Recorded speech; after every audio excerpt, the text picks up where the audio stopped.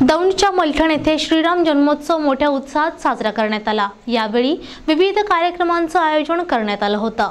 मलठण गाव गेली 35 वर्षांपासून ही परंपरा जपत आहे। दौंड तालुक्याच्या पूर्व भागातील मलठण येथे प्रभू रामचंद्र यांचा जन्मदिवस साजरा करण्यात आला। श्रीराम जन्म उत्सवात भाविकांनी प्रचंड गर्दी केली होती। त्याचप्रमाणे रामानाचार्य संग्राम महाराज भंडारे यांचे कीर्तन होते। सकाळपासूनच श्री रामचंद्र यांच्यावर आधारित भक्तिमय गीतांचं गायन करण्यात आलं। 12 वाजता श्रीरामचंद्र यांचा जन्म होत असल्याची आख्यायिका सांगून त्यांच्या प्रतिमेला पुष्पहार घालून प्रसाद वाटून जन्मदिवस साजरा करण्यात आला। पवित्र अशा हिंदू धर्मामध्ये अनेक साधू संतांनी जे योगदान दिलं त्या योगदानामधून हा समाज निकोप घडण्याकामी जे आजपर्यंत जे त्यांचं कार्य आणि त्यांचं आयुष्याचं योगदान आहे ते योगदानाची पताका संपूर्ण भारतवर्षामध्ये नवे हिंदुस्थानामध्ये ही सगळं काम हे अतिशय गर्वाचं अभिमानाचं आणि परंपरेला पुढे नेण्याचं काम आहे।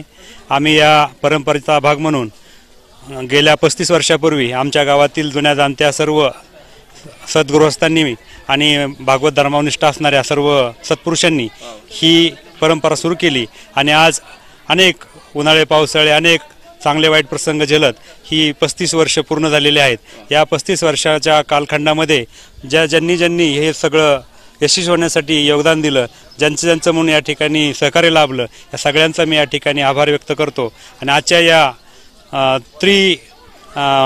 तपपूर्तीच्या पार्श्वभूमीवर म्हणजे 12 वर्षाचं एक तप असतं, आता हे 36व्या वर्षाकडे आज वाटचाल होत आहे।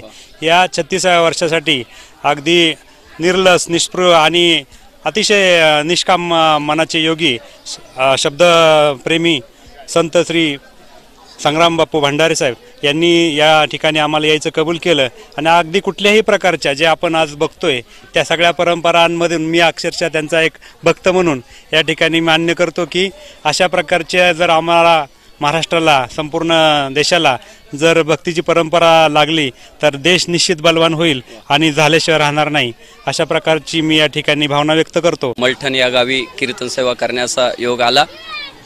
पुणे जिल्ह्याचे शिवसेनेचे संघटक आदरणीय हरिभक्तीपरायण शरददादा सूर्यवंशी यांच्या निमंत्रणाने इकडे येणं झालं। सप्ताहाचं मला वाटतं 35वं वर्ष आणि आज रामजन्माचं कीर्तन माझ्याद्वारे संपन्न झालं। गावकऱ्यांचा उत्स्फूर्त प्रतिसाद पाहायला मिळाला। खरं तर पुणे जिल्ह्यामध्ये समृद्धी अशा प्रकारची आहे की सगळी माणसं सुजलाम सुफलाम अशा प्रकारची आहे आणि समृद्धी प्राप्त झाली की बऱ्याचदा धर्माचा विसर पडत असतो। माणसाला सुख मिळाली की देवाचा विसर पडतो।